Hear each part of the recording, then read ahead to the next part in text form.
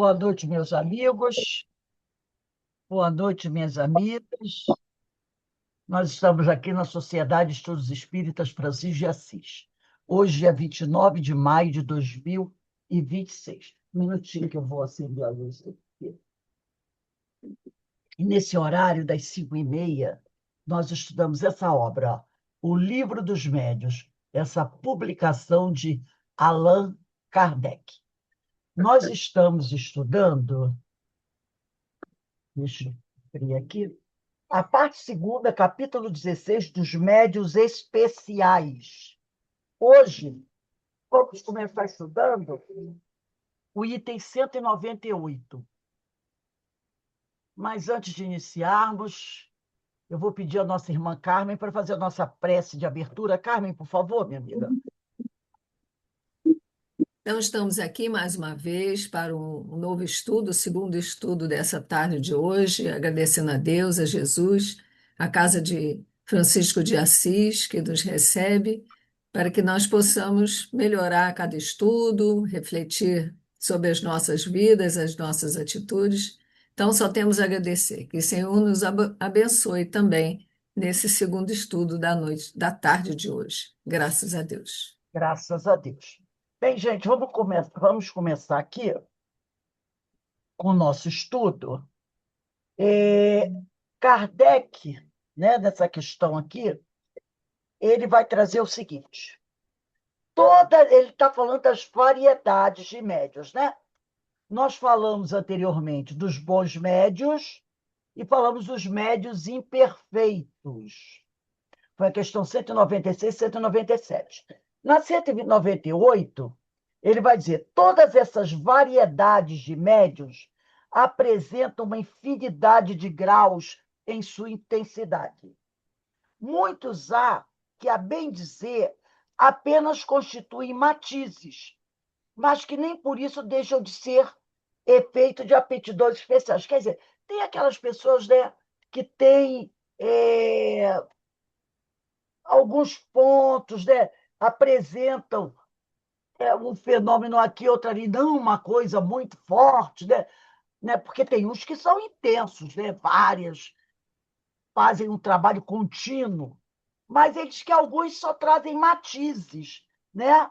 Mas nem por isso deixam de ser efeito de aptidões especiais.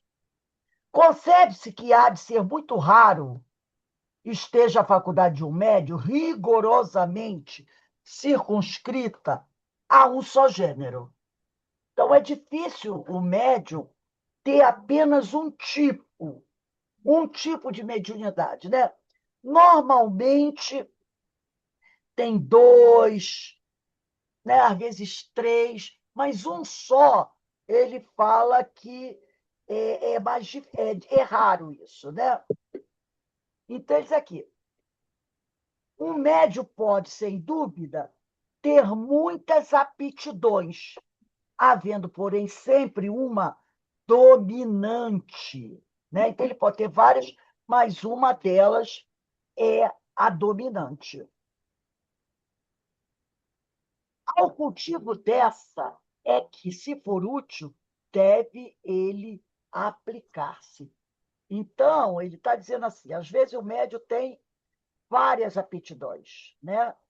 Mas ele deve procurar sempre o quê? Focar numa, ou focar em duas, né? Mas trabalhar bem isso. Então, ele diz aqui isso, né? Então, ele pode ter vários, mas uma é a dominante.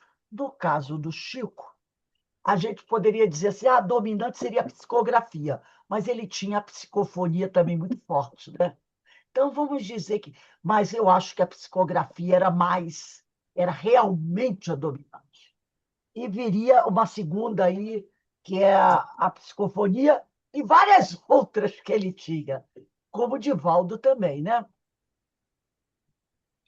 E depois ele vai dizer assim: em erro grave incorre quem queira forçar de tudo, perder tempo e, em segundo lugar, perder talvez, enfraquecer com certeza age que seja dotado. Então, aquele que fica, de repente, tentando desenvolver todas, né, porque ele quer todas, ele acaba de deixar de focar naquela dominante, né, e dar o maior destaque a ela. Aí ele vai dizer aqui, quando existe uma nota de Sócrates, né, quando existe o princípio, o germe de uma faculdade, esta se manifesta sempre por sinais inequívocos, limitando-se à sua especialidade. Pode o médio tornar-se excelente e obter grandes e belas coisas. Ocupando-se de todo, nada de bom obterá. Então, se ele se limitar à sua especialidade, ele pode conseguir coisas muito boas. Mas se ele ficar tentando atirar para todos os lados, é bem possível, né, que ele não consiga, né, nada de bom obterá. Notai de passagem que o desejo de ampliar indefinidamente o âmbito de suas faculdades é uma pretensão orgulhosa que os espíritos nunca deixam impune. Os bons abandonam o presunçoso, que se torna então joguete dos mentirosos. Infelizmente, não é raro verem-se médiuns que, não contentes com os dons que receberam, aspiram por amor próprio ou ambição a possuir faculdades excepcionais, capazes de os tornarem notados, e eu poderia dizer assim, até ricos, ricos, né? Porque tem gente que quer ganhar dinheiro com isso. Essa pretensão lhes tira a qualidade mais preciosa, a de médios seguros. Vamos agora para a questão 199. O estudo da especialidade dos médios não só lhes é necessário, como também ao evocador. Né? Deixa eu só um instantinho, gente. Como também ao evocador. Conforme a natureza do espírito que se deseja chamar e as perguntas que se lhe quer dirigir. Convém se escolha o médium mais apto ao que se tem em vista. Interrogar o primeiro que apareça é expor-se a receber respostas incompletas ou errôneas. Tomemos aos fatos comuns um exemplo. Ninguém confiará a redação de qualquer trabalho, nem mesmo uma simples cópia, ao primeiro que encontre, apenas porque saiba escrever. Suponhamos um músico que queira seja executado um trecho do canto por ele composto. Muitos cantores, habéis, todos, se acham à sua disposição. Ele, entretanto, não os tomará ao acaso. Escolherá para seu intérprete aquele cuja voz, cuja expressão, cujas qualidades todas, numa palavra, digam melhor com a natureza do trecho musical. O mesmo fazem os espíritos com relação aos médios, e nós devemos fazer como os espíritos. Estou me lembrando agora de uma passagem do Evangelho, quando Jesus, muitas vezes, ia fazer um certo trabalho, né, de cura, um atendimento assim mais grave, ele sempre chamava três discípulos, Pedro, João e Tiago. Estão lembrados disso? Normalmente, quando ele ia, né, inclusive lá no Monte Tabor, quando ele aparece, né, Elias, Moisés, ele sempre chamava era Pedro, João e Tiago. Pedro, João e Tiago. Esses três você vai encontrar várias vezes quando Jesus ia atender alguém, quando Jesus praticava suas curas, quando Jesus ia atender os outros. Ele sempre tinha esses três por perto. Talvez porque fossem os mais bem preparados. Né? Tiago maior, João, João Evangelista, né? A gente não precisa nem falar muito. E Pedro. Então, ele sempre tinha os três ali mais próximos dele. Isso é muito interessante, né? E também, Ô, Rose, Pode Ô, falar. Rose, é, eu vou pedir para tu me tirar uma dúvida. Que outro dia Se eu eu revendo um puder, estudo de Ivone, e aí você fez um comentário rápido, aí eu queria tirar uma dúvida. O João Evangelista depois passou a ser quem na doutrina espírita? A encarnação de quem? olha só. O que grande parte dos estudiosos da doutrina falam, e mesmo aqueles que não gostam muito, inclusive um deles outro dia falou isso, eu não gosto muito desse negócio de falar que fulano é reencarnação de fulano, mas tem um que a grande parte afirma que é verdadeiro. É João Evangelista que vai ser a reencarnação de Francisco de Assis. Entendeu? Entendi. Então, esse daí, a maior, até porque já, inclusive ele falou, né, que já veio até do plano espiritual, essa informação, que João Evangelista é a reencarnação de Francisco de Assis. Ou melhor, Francisco de Assis é a reencarnação de João Evangelista. Aí a gente fazendo os links todos, quem foi o único que não morreu sob martírio? Foi João. Eram, são 12 os discípulos de Jesus, né? Tirando Judas Iscariotes, se eu não me engano, quem ficou no lugar dele parece que foi Matias. Se eu não me engano, foi Matias. Não tenho certeza, mas acho que foi Matias. Todos eles morreram sob tortura. O único que teve morte natural, morreu de velho, foi João. Tudo bem que João passou 20 anos preso na ilha de Patmos. Uma ilha terrível, mas ele saiu de lá vivo e morreu junto com os seus companheiros, com sua família, com seus amigos, que a maioria de todos os outros discípulos já tinham morrido. Inclusive, parece que ele foi o último a morrer. Entendeu? Então, aí a gente vai vendo. E também alguns amigos espirituais, não digo amigos espirituais, mas alguns biógrafos, alguns estudiosos, também falam que ele, João, é a encarnação do profeta Daniel, tá? Aquele da cova dos leões. E aí a gente vê, Francisco não tinha um negócio lá com os animais? Uma, né, uma aproximação com os animais? Ele dizem que ele também oh meu Deus, é a reencarnação de Daniel.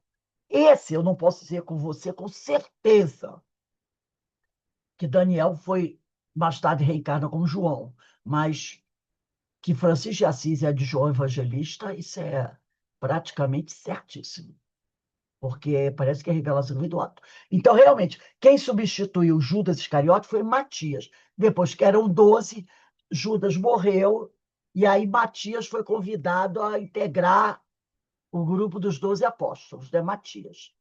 Todos morreram sob tortura, tiveram mortes muito tristes. Inclusive, tem um livrinho que eu gosto muito, né? Esses dois aqui, ó, deixa eu colocar aqui, é da Ivone do Amaral Pereira, inclusive, que é esse aqui, o volume um, Cânticos do Coração. Tem o volume um e tem o volume 2, Cânticos do Coração. Esses livros aqui são da Ivone do Amaral Pereira. E no. Deixa eu ver aqui. Pelo índice, se é um ou se é o 2. Ah, né, no volume um, ela conta a história de cada um desses discípulos. Tá? Ela começa com o Estevão, e vai aí, Tiago, irmão de João, Tiago, filho de Alfeu. Ela vai contar a história de todos eles, inclusive como eles morreram. É muito interessante, são dois volumes. Cânticos do Coração, volume um e volume 2 de Ivone Amaral Pereira. Né? O segundo volume, ela fala sobre É fatos do Evangelho, sobre obsessão e o Evangelho. É muito interessante esses dois livros dela. Mas no volume 1 ela fala da vida dos discípulos, né? Então, Pedro, Tiago e João eram aqueles discípulos que sempre acompanhavam Jesus, que Jesus chamava para estarem ao lado dele, quando ele tinha que fazer, sabe, uma coisa mais profunda, né? Uma cura. Ele sempre chamava os três. Então, deveriam ser espíritos mais bem preparados, né? Aí, aqui, vamos lá. Como eu... Continuando aqui, no livro dos Médiuns, a questão 199. Ah, não, já peguei. Cumpre a lei. Aí ele falou, né? Tomemos aos fatos comuns o exemplo. Ninguém confiará a redação de qualquer trabalho a uma pessoa, né, que não tenha muito conhecimento. E que um músico também vai procurar para cantar sua música aquele seu melhor intérprete, né? O mesmo fazem os espíritos com relação aos médiuns, e nós devemos fazer como os espíritos. Então, procurar sempre aquele médium que você perceba que tem, sabe, mais seriedade, né? Mais compromissado. É um bom médium, para que você tenha certeza que a mensagem, né, vai ser uma mensagem realmente íntegra, uma mensagem adequada. Porque se você vai buscar se consultar com qualquer médium, está arriscando, como diz o povo por aí, você levar gato por lebre, né? E aí ele continua aqui, no último parágrafo da 199. Cumpre, além disso, notar que os matizes que a mediunidade apresenta, e aos quais outros mais se poderiam acrescentar, nem sempre guardam relação com o caráter do médium. Assim, por exemplo, um médium naturalmente alegre, jovial, pode obter comumente comunicações graves, mesmo severas, e vice-versa. Quer dizer, um médium fechado, severo, pode receber comunicações alegres. É ainda uma prova evidente de que ele age sob a impulsão de uma influência estranha. Voltaremos ao assunto do capítulo que trata da influência moral do médium. Agora nós vamos para o capítulo 17, da formação dos médios. Desenvolvimento da mediunidade. Item 200, né? Item 200. Ocupar-nos-emos aqui, especialmente, com os médios escreventes. Ele está falando dos médios psicógrafos, porque era muito comum, na época de Kardec, não se chamar de psicógrafo, e sim de médium escrevente, tá? Por ser o gênero de mediunidade mais espalhado. E, além disso, porque é, ao mesmo tempo, mais simples, o mais cômodo, o que dá resultados mais satisfatórios e completos. E até hoje, né?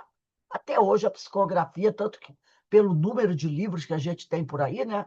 Ela é o mais comum. É também o que toda a gente ambiciona. Esse é o problema. É o que é o que é também o que muita gente ambiciona possuir. Infelizmente, até hoje, por nenhum diagnóstico se pode inferir, ainda que aproximadamente, que alguém possua essa faculdade. Então, ninguém pode olhar para você e dizer assim: você é médio de psicografia, a não ser que seja um amigo espiritual, que conheça a gente muito bem, que possa dizer: não, você é o médio que tem chance de ser o médio de psicografia, você, né? Mas fora isso, ele diz aqui, ó, não dá. O cara chegar e dizer: você é psicólogo, né? Os sinais físicos em quais algumas pessoas julgam ver indícios, nada tem de infalíveis. Ela se manifesta nas crianças e nos velhos, em homens e mulheres, quaisquer que seja o temperamento, o estado de saúde, o grau de desenvolvimento intelectual e moral. Só existe um meio de se lhe comprovar a existência. É experimentar. Para obter-se a escrita, como já vimos, com auxílio das cestas e pranchetas ou diretamente com a mão, sendo o mais fácil, e pode dizer o único empregado hoje, este último modo é o que recomendamos, tá? A preferência de todos. O processo é dos mais simples. Consiste unicamente em a pessoa tomar de um lápis e de papel e colocar-se na posição de quem escreve, sem qualquer outro preparativo. Entretanto, para que alcance bom êxito, muitas recomendações se fazem indispensáveis. Tem que ser assim, ó, senta com o papel na frente, normalmente, né? Normalmente, ele até deve falar aqui alguma coisa sobre isso, ele espera, ele eleva o pensamento a Deus, faz uma prece, né? E aguarda. E é uma coisa de paciência, tá? Não é aquela coisa, não consegui hoje, acabou, chega, minha paciência já extrapolou. Não. Então, ele diz que é assim que continua, mas ele vai dar outras recomendações. 201. Como disposição material, recomendamos se evite tudo o que se possa embaraçar o movimento da mão. Tira anéis, tira pulseiras, né? Qualquer coisa que fique atrapalhando. É mesmo preferível que esta mão não descanse no papel, não fique em cima do papel. A ponta do lápis deve encostar neste. Então, você segura o lápis, a ponta do lápis encosta no papel, mas a sua mão não. O bastante para traçar alguma coisa, mas não tanto que ofereça resistência. Todas essas precauções se tornam inúteis, desde que se tenha chegado a escrever correntemente, porque então nenhum obstáculo detém mais a mão. São meras preliminares para o aprendiz. Quer dizer, aquele que já é psicógrafo não precisa fazer isso. Pegar um lápis, ficar com o papel, só a ponta do lápis no papel. Ele já escreve. Então, não tem esse negócio de não encostar a mão do papel. Isso é para quem está começando. É indiferente que se use da pena ou do lápis. Pena porque tinha aquele negócio do vidrinho de tinta, né? Você tinha que botar lá no vidrinho de escrever, molhar, não tinha caneta como tem hoje. Então, isso aqui é importante. Gente, vamos sublinhar isso aqui. Vamos sublinhar isso aqui. Pena, hoje, pode se substituir por caneta, não pode? Pena pode se substituir por caneta. Porque a pena era usada com tinta. Era usada com tinta. Então, ele pegava aquela. Eu não sei nem como era, se era uma pena mesmo, não sei. Você tinha uma ponta fina, molhava ali dentro do tubo de tinta, escrevia, molhava de novo, e assim ia, né? E assim ia. A pena, você pode botar, puxar uma setinha e botar assim, caneta. Hoje, caneta. Hoje ninguém escreve com pena, caneta. Por que que eu digo que a gente deve sublinhar isso aqui? Porque eu já vi gente dizer que toda psicografia tem que ser escrita de lápis. Já vi, já li também em algum lugar que tem que fazer com lápis. A gente até entende o porquê. Na maioria das vezes, desde lá do passado, a gente via as pessoas fazerem de lápis. Por quê?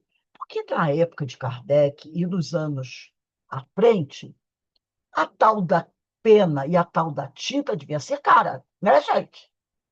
Não devia ser uma coisa barata. Então, as pessoas preferiam fazer com lápis. Inclusive, eu vou ler aqui um negocinho para vocês perceberem, deixa eu ver se eu acho aqui. Para a gente perceber o seguinte: como as coisas eram complicadas, naquela época, do passado, e não vou dizer assim, um passado muito passado, não, tá? Um passado até de pouco tempo atrás. Ô, Rose, Oi, pode lá falar. no Leão Denis, o receituário é escrito a lápis, né? Isso, tem alguns fazem a lápis, né? É, eu estava lendo aqui, que eu já estou preparando, já começando a preparar o estudo da próxima obra da Ivone do Amaral Pereira, que minha cabeça é assim, eu já estou preparando o estudo do As Curas de Jesus e já estou aqui fazendo as pesquisas para o próximo livro da Ivone Pereira. E eu li um trecho que eu achei muito interessante, da Ivone Pereira falando, né? É que eu não vou achar aqui agora, da dificuldade que ela tinha para psicografar. Por quê? Por causa do problema do papel, entendeu? Porque o que que ela fazia? Ela pegava papel de embrulho. Deixa se a gente hoje chega, a gente estraga tanto papel, né? Meu Deus, como a gente estraga papel. Ela pegava papel de embrulho, papel de pão, tem até um papel que eu não estou achando agora. Antigamente, não sei se vocês lembram do antigamente o papel rosa para embrulho. Eu me lembro da minha infância, tinha um papel rosa que o pessoal usava para embrulhar as coisas. Então, ela pegava Tem desse. o papel pardo também que fala. O papel pardo ele é mais moderno, mas Ah, antigamente eu me lembro que tinha um papel meio rosa. Né? Eu me lembro que o pessoal comprava as coisas, aí amarrava com barbante e trazia para casa, né?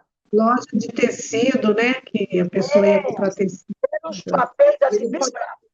É um Então, papel rosa meio grosso. É um isso, papel rosa meio grosso. Que ela cortava e fazia blocos. isso aí mesmo.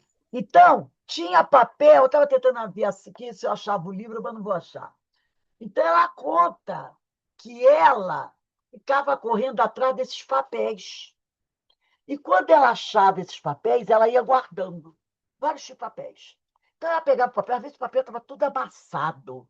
Ela trazia o papel para casa dela, passava ferro para o papel ficar esticadinho, e depois ela fazia muitas dessas psicografias nesses papéis. Aí ela fala uma coisa importantíssima.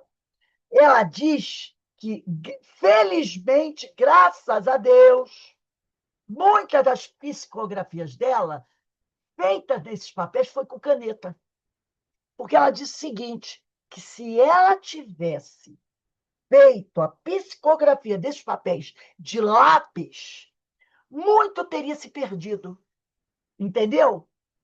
Então ela disse assim, eu fazia a psicografia nesses papéis de caneta. Por quê? Para durar mais tempo. Porque muitas dessas psicografias que ela fez ficaram guardadas 20 anos, 30 anos. E se ela tivesse feito a lápis, muita coisa teria apagado, teria desaparecido. Porque o papel não era o papel como o de hoje, né? Hoje é aquele papel preparado. Você pode escrever de lápis e deixar 30 anos que vai aparecer. Mas aqueles papéis não eram papéis apropriados para escrever. Então ela fala sobre isso.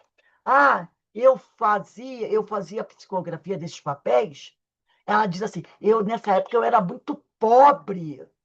Eu não podia comprar papel como hoje a gente compra. Então eu tinha que recolher esses papéis. Ela saía pedindo às pessoas, né? Ah, você tem papel? Às vezes a pessoa recebia uma encomenda, fazia compras, né? E ela levava os papéis para casa dela. Aí ela recortava para tirar a beirada, né? Fazia a coisa quadradinha, passava o papel tudo a ferro, que aí ele esticava, porque muitas vezes estava amarrotado. Depois ela cortava, como se fosse folha de caderno, sem desperdiçar, e ela fazia psicografia de caneta. Ela falou sobre isso.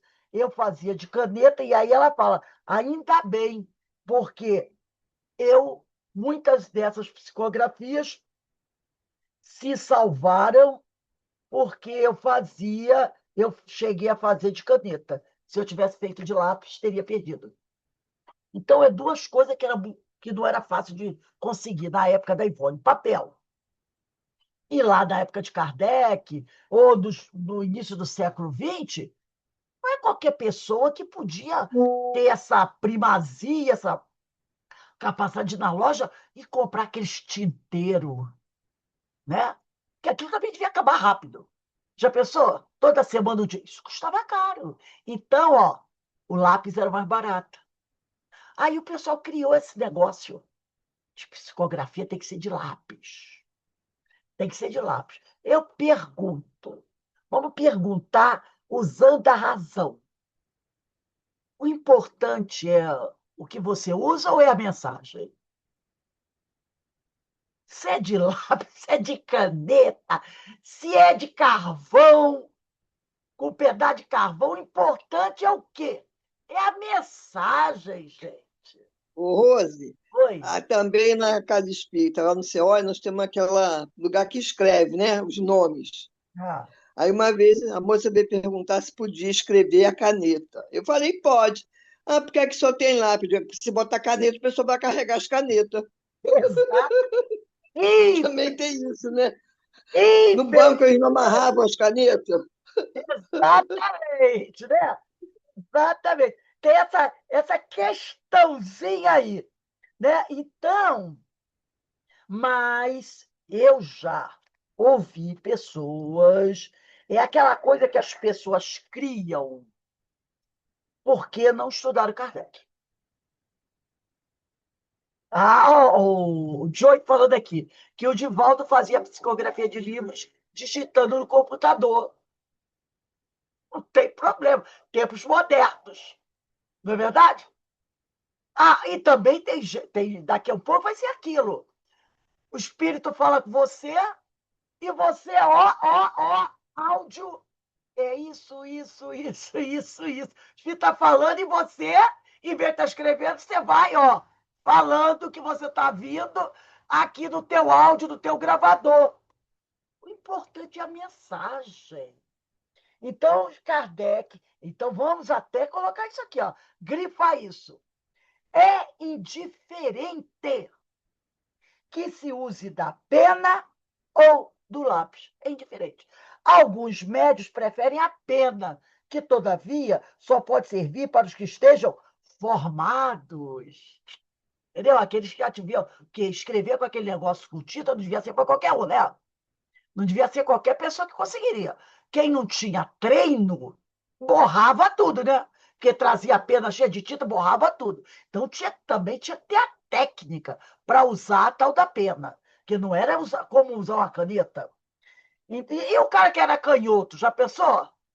Usar a pena, a confusão que seria?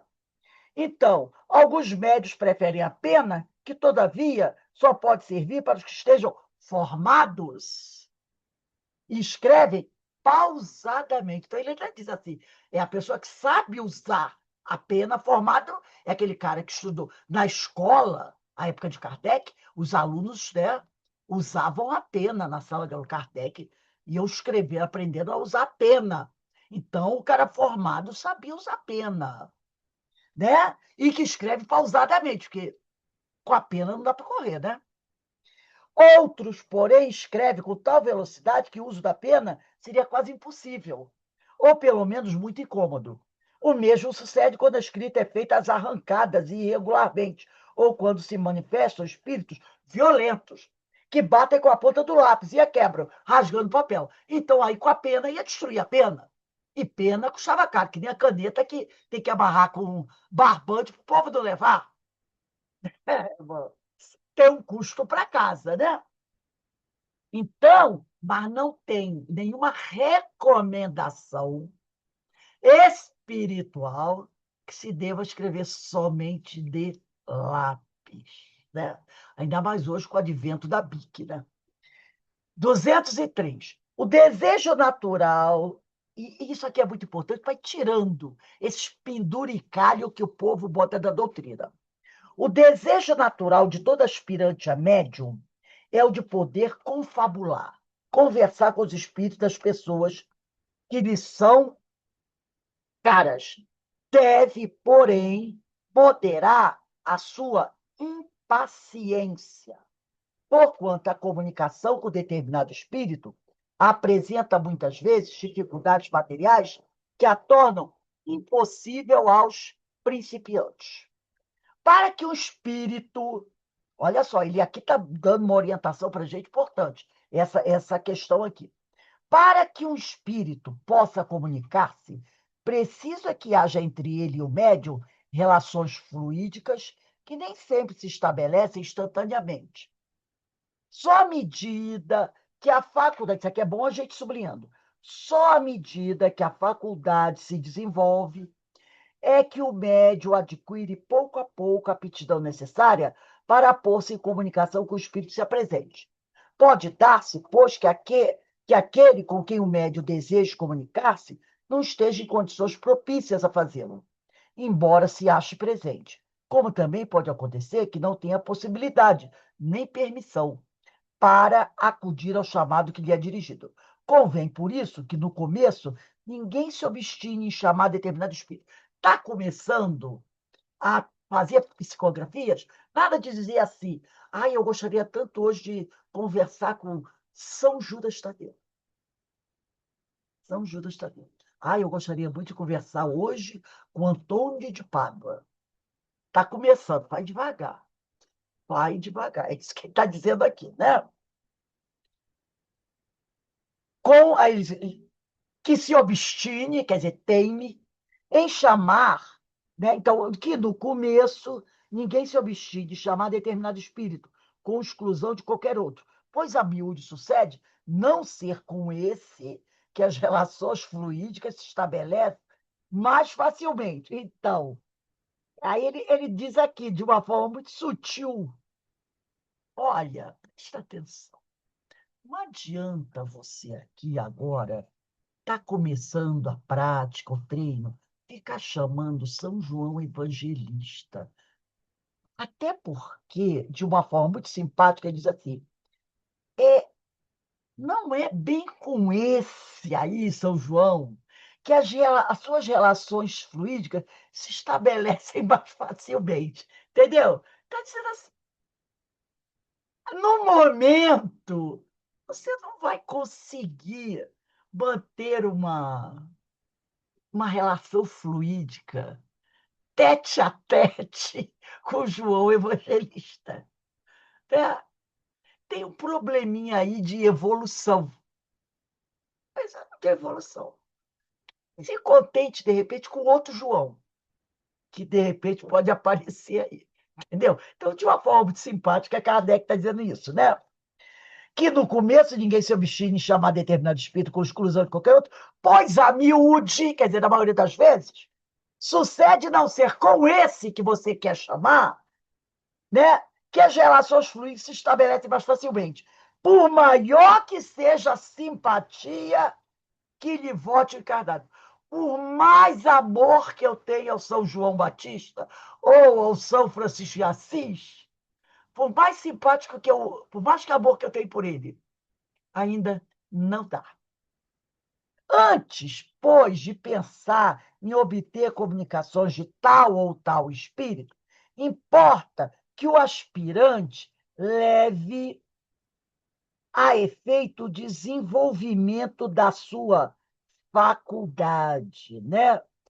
Então, ele diz assim, vai devagar, para o que deve fazer um apelo geral e dirigir-se principalmente ao seu anjo guardião. Então, vamos lá tratar da conduta, do comportamento, se esforçar mais, pedir ajuda da espiritualidade. Sabe aquela coisa que todo mundo ensina para gente? Emmanuel, Ivone Pereira, Emanuel, Hermínio de Miranda, né? Tudo aquilo que a gente está cansado de ouvir. Não há, para esse fim, nenhuma fórmula sacramental. não tem aquelas orações bonitinha, desenhadinha. Quem quer que pretenda indicar alguma pode ser taxado sem receio de impostor, visto que para os espíritos a forma nada vale. Então, para os espíritos, a forma nada vale. Contudo, a evocação deve sempre ser feita em nome de Deus. Então, a evocação sempre em nome de Deus. E aí Deus vai encaminhar seus prepostos para ver quem vai atender a gente. Poder-se-á fazê-la nos termos seguintes. Ele vai dar um exemplinho aqui. Ou outros equivalentes. Então, ele dá um exemplo de rogativa. Rogo a Deus Todo-Poderoso que permita, olha só, que permita, vai depender da vontade do Senhor, venha um bom espírito comunicar-se comigo e fazer-me escrever. Peço também ao meu anjo de guarda ser digne de me assistir e de afastar os maus espíritos. Então, ele deu mais ou menos uma demonstração de como deve ser a sua prece. Formulada a súplica é esperar que um espírito se manifeste, fazendo escrever alguma coisa. Pode acontecer, vem aquele que o impetrante deseja. Como pode ocorrer também, venha um espírito desconhecido, ou o anjo da guarda, que é o nosso amigo espiritual, né? Qualquer que ele seja, em todo caso, dar-se-á a conhecer, escrevendo o seu nome. Mas então apresenta-se a questão da identidade, uma das que mais experiência requerem. Por isso que poucos principiantes haverá que não estejam expostos a serem enganados. Dela trataremos adiante capítulo especial. Ele está dizendo o seguinte, e na maioria das vezes, quando a pessoa está iniciando o trabalho, pode até ser que venha aquele que ele pediu, ou o emissário dele, ou um outro totalmente esquecido. Mas muitas vezes, ele falou aqui, às vezes o espírito assina o nome. Às vezes, não é nem aquele o nome que é, né? Às vezes nem é o nome que é outra pessoa e bota aquele nome. E o médio principiante logo acredita. De repente, ele bota ali. Um tempo atrás, é, eu vi um médium, acredito que estava passando por alguns probleminhas. E ele estava psicografando uns livros o nome de um determinado espírito. Esse espírito viveu no nosso século XX aqui, mas deixou um trabalho maravilhoso, maravilhoso. E lá no plano espiritual, passado um tempo, esse médium começou a psicografar as obras desse espírito. Durante muitos anos, as obras eram obras que eu digo para você, não vou citar o nome de ninguém, porque não importa. As obras eram de grande calibre, muito boas. Eu estudei muito nessas primeiras obras, né? Vamos botar aí umas 15 obras muito boas. Estudei muito delas. Gosto muito. Mas depois começou a haver os probleminhas. E começaram a surgir umas coisas assim, meia extravagantes, né? Deu-se a perceber que o médium estava atravessando um momento difícil. Um dia eu vi uma entrevista dele. Nessa entrevista, perguntaram a ele: Olha, você está psicografando mensagens, livros do tal espírito. Mas, aí ele, sim, sim, sim. E aí o entrevistador falou o nome do espírito. Ele, sim. Aí o nome dele é esse. Falou assim, o nome dele é esse. que o entrevistador falou, você está psicografando livros que assinam o espírito tal. Mas ele falou nessa intenção de que era aquele espírito tal. Aí ele, sim. Aí ele falou assim, mas parece que veio uma mensagem aí da espiritualidade dizendo que esse aí que você está psicografando não é aquele. Aí o médium virou-se e disse assim, ué, eu não disse que é aquele? O nome dele é tal, mas pode ser outro tal. Entendeu? Pode ser outro tal. Como pode ser ele? Mas pode ser. Pode ter o mesmo nome, mas pode ser outro tal. Entendeu? Porque ele sempre, nas obras dele, afirmava que era aquele espírito. Quando ele foi entrevistado, e aí ele sentiu, né? O rapaz deu a pressionada, ele falou: ué, o nome pode ser esse, mas pode ser outro tal. Entenderam? Então, é uma questão problemática essa questão de nomes. Eu até, né, não para o médio seguro, como Chico de Valdo, esse Ivone Pereira, aí não. Mas eu penso o seguinte: o médio que está começando, quando ele recebesse uma mensagem assim, e está começando, que ele não tivesse muita certeza, seria até bom que ele não botasse o nome. Estão lembrado de Kardec, no Livro dos Médiuns, quando ele recebe uma mensagem que o Espírito assinou Jesus? E que Kardec disse que a mensagem tinha o conteúdo que ele tem certeza que Jesus assinaria embaixo. E que ele acredita que foi ele. Mas ele, Kardec, preferiu não colocar o nome. Porque o nome era, entendeu? Era um nome assim, tão... que ele, Kardec, disse assim, eu preferi não colocar o nome. Apesar da mensagem estar à altura dele. Mas eu até preferi não colocar o nome. E olha, Kardec já tinha muita experiência. Isso está lá do Livro dos Médiuns, lá daquela parte final, daquelas mensagens, né? Então, um médium que está começando agora, de repente até seria bom ele botar. Tanto que ele diz aqui, Kardec diz, né? Poucos principiantes haverá. Ele diz aqui, ó, poucos principiantes haverá que não estejam expostos a serem enganados. Dela trataremos adiante um capítulo especial. Vamos lá terminar essa questão 204.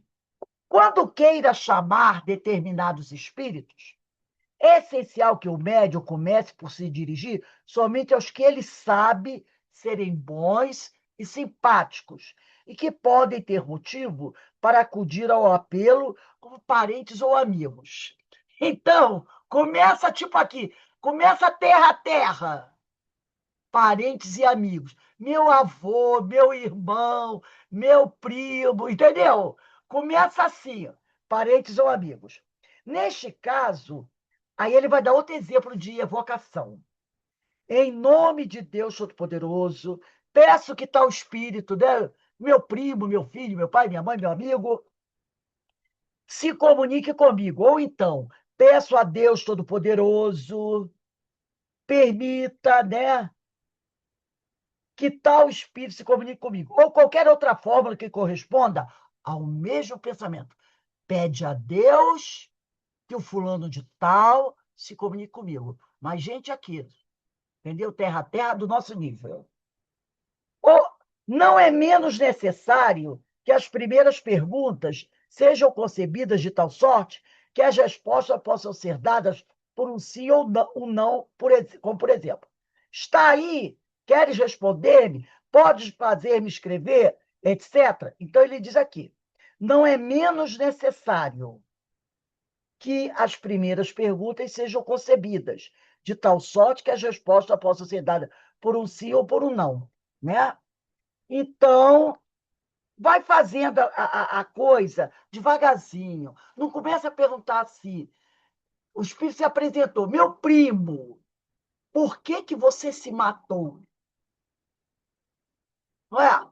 Não vai entrar com a pergunta dessa. Minha amiga, Eu tanto te falei para não fazer o que você fez. Olha só como você... Não vai começar assim. Então, ele diz aqui, ele dá uns exemplozinhos, né? Perguntas que possam ser respondidas por um sim ou por um não. Estás aí? Queres responder? Pode fazer-me escrever? Mais tarde, essa precaução se torna inútil. Isso é para começar. No princípio, trata-se de estabelecer, assim, uma relação, sabe? Aquela coisa sem muita profundidade. O essencial é que a pergunta não seja fútil. Não diga respeito a coisas de interesse particular, tá? Então, ele está dando aqui, ó, ele está mostrando o caminho das pedras. E, sobretudo, seja a expressão de um sentimento de benevolência e simpatia para com os espíritos a quem é dirigida. Então, ele aqui, ele vai mostrando para a gente. Vamos devagar. Começa com humildade, que isso é fundamental, sabe? Nada de querer exigir que sejam espíritos de escola que venham conversar com você, porque, né, tem uma distância muito grande do ponto de vista evolutivo. Chama por alguém conhecido, né, que desencarnou de repente recentemente, ou que já tem um certo tempo. Vai fazendo aquelas perguntinhas, você está aí, você quer falar comigo? Porque às vezes o espírito não quer. Você quer conversar comigo? Eu gostaria muito de falar com você, né? Você pode me ajudar a escrever? Essas coisinhas para estabelecer um contato. Nada de entrar de sola, fazendo aquelas perguntas elaboradas, fazendo perguntas da intimidade, nada disso. E também não tem aquele negócio de conseguiu 3, 4 linhas, vou publicar. Vou publicar. Nada disso. Lembra da Joana com o Divaldo. É, vai devagar, com muita humildade, com muita calma. Né? Passo a passo, até que você possa realmente estar bem preparado, bastante experiente. Né? Então, seguindo esse passo a passo, eu achei muito interessante isso aqui, é o passo a passo que Kardec dá se você tiver realmente, né, esse tipo de mediunidade, ela vai se desenvolver tranquilamente, mantendo a calma, a tranquilidade. Se, por exemplo, você vai fazer um trabalho desse, você não pode fazer na sala com a televisão ligada, a rádio ligada e um monte de gente passando para lá e para cá. Mas isso é outra Ô, coisa. Rose, Oi. eu ia perguntar, esse tipo de treinamento é mais seguro na casa espírita, né? Sim, é mais seguro na... Nunca fazer em casa, né? Não, a casa espírita, se a casa espírita tiver esse tipo de trabalho, faça da casa espírita. Ou então, de repente, é que hoje já é mais difícil, né? Porque antigamente tinha muito isso, grupos que se reuniam para estudar, né? Como Hermínio tinha na casa dele um grupo, eram 7, grupo dos 7, que era chamado assim. É um grupo, eu cheguei a conhecer um deles, um grupo dos 7 que se reuniam para estudar. E eles depois desenvolveram ali na casa um trabalho de mediunidade, de mesa mediúnica, que deu origem naquele livro, Histórias que os Espíritos Contaram. Às vezes era uma doutrinação por reunião. Né? Então, com o passar do tempo, eram todos eles estudiosos da doutrina, até às vezes o Divaldo chegou a participar, o Chico chegou a visitá-los e participar, o Divaldo, dessa reunião, né? Que então, é um trabalho muito sério, mas normalmente o ideal é que seja feito na casa espírita, com pessoas que tenham, né, preparo para organizar um trabalho desse, muita nada de obrigar. Eu tenho uma amiga que ela não tem essa mediunidade, né? Mas ela disse que quando ela chegou à casa espírita a primeira vez, colocaram ela na mesa para treinar isso. e ficavam. Vamos lá, preste atenção, se concentra. Ela nunca mais quis saber disso, porque era aquela coisa, sabe, que obrigava, vamos, faz, cara. Você tem que se concentra aí, não sei o quê. E não pode ser assim. Isso é muita tranquilidade, deixa eu... Eu já participei de treinamento de psicografia, entendeu? Mas eu escrevia tudo o que vinha na minha cabeça. Tudo que eu pensava, eu ia escrevendo. Não sei se aquela escrita tinha a ver comigo mesmo, se era só ideia da Mas minha é por aí, cabeça. é assim que as coisas vão acontecendo. É assim que as pessoas. Mas a pessoa não pode ficar naquela aflição. Que se ficar naquela aflição, dá problema. Por isso que eu digo para você, essa minha amiga tinha problema. Que ela ficou naquela aflição e que depois ela largou, saiu, disse, não quero mais saber disso. Aí dá o problema, né, gente? Aí eu também me afastei porque eu não estava acreditando muito. Então, né, a gente tem que ir devagar, né? E, se Deus quiser, tudo vai dar certo. Tudo vai dar certo. Mas é interessante isso aqui, que Kardec vai mostrando direitinho para a gente como as coisas devem acontecer. Com calma, tranquilidade, com método, com seriedade, responsabilidade, tudo vai dar certo, né? Então, nós vamos encerrando aqui o show de hoje. Semana que vem é a 204. E a gente vai começar, o dia 5 de junho. Semana que vem é dia 5. 5 de junho de 2026, tá bom? 204. E isso aqui é muito bom, né? Para quem trabalha em mesa mediúnica, para quem está começando a trabalhar a mediunidade, estudar o livro dos médiuns. Infelizmente, tem pessoas que não estudam o livro, trabalham na mediunidade, trabalham na mesa mediúnica e não estudam o livro dos médiuns. No máximo, lê algumas questões muito rapidinhas, mas não estuda o livro dos médiuns. E nós precisamos estudar. Todo médium precisa estudar o livro dos médiuns. Senão fica uma incoerência, né, gente? É uma incoerência. Um médium que trabalha e não estuda o livro dos médiuns. Então fica uma incoerência. Então a gente tem que estudar o livro dos médiuns, tá? E estudar assim, devagarzinho, sem pressa, questão a questão. E ali trocando, esmiuçando, para compreender bem. Porque esse é o livro, vamos dizer, é a Constituição dos médiuns. Então, gente, nós vamos encerrando aqui o nosso estudo da noite de hoje, né? Graças a Deus, a gente está começando a compreender melhor as coisas. E eu vou pedir aqui, né? Deixa eu ver aqui hoje quem está aqui. A nossa irmã Dulciné. Dulciné, faz a nossa prece de agradecimento, minha amiga. Dá para você ligar aí o seu microfone?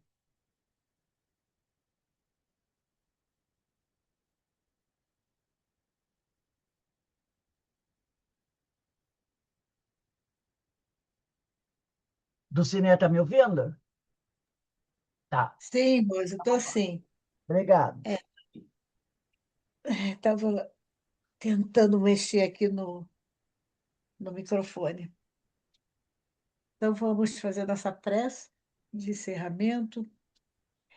Nesse momento, Senhor, nós somos gratos, gratos por termos tantos estudos, por estarmos com a nossa vida tentando, pelo menos, né, estar em conforme com aquilo que o Senhor determina para todos nós. Somos gratos por tudo que o Senhor fez em nossas vidas, pelo dia de hoje, por todos esses estudos. Agradecemos, Senhor, por tudo e que nós possamos, cada dia mais, nos empenharmos em aprender e em estudar, cada dia mais. Somos gratos, graças a Deus. Graças a Deus. Bem, meus irmãos, eu desejo a todos um bom fim de semana, tá? Lembrando mais uma vez a vocês que segunda-feira, na hora da palestra pública, né, às 18h30, vai dar início o nosso painel espírita sobre a dependência química, né? E nós vamos realizar a primeira palestra aqui com o nosso irmão Guilherme Azeredo, e o tema que o Guilherme vai discorrer é vícios, uma prisão para a alma. E quando a gente fala de vícios, não é só o cigarro, a bebida, não, tá? Tem muitas outras coisas. Isso aqui também, ó, pode se tornar um vício. Celular pode se tornar um vício, né? Tem pessoas doentes por causa disso aqui. Tem jovens com problemas de coluna gravíssimos por causa disso aqui. Tem jovens com problema de visão já grave por causa disso aqui. Então, é vício de toda quanto é maneira. Então, ele coloca aqui, vícios, uma prisão para a alma. Então, eu vou pedir a vocês, eu vou mandar para vocês o cartaz, que vocês compartilhem. Pode mandar o link, que o link, vocês sabem, é o mesmo de sempre. Manda o link com o cartazinho para as pessoas, porque é um tema muito importante para todos nós. Porque às vezes a gente diz assim, eu não fumo, não cheiro, não bebo, eu não tenho vício. Verdade? Temos sim. E todos são perigosos. Todos são perigosos. Tá? Então, é bom que a gente assista essa palestra e espalhe aí a divulgação para os nossos irmãos. Gente, uma boa noite para todos, de muita paz, de muita luz, tá? Até segunda-feira e nós estaremos de volta aqui, se Deus assim o permitir. E Ele vai permitir, é claro, porque Ele sabe que a gente precisa. Um beijo no coração de todos. Boa noite a Fiquem com todos. Deus. Até Até segunda. segunda. Até segunda.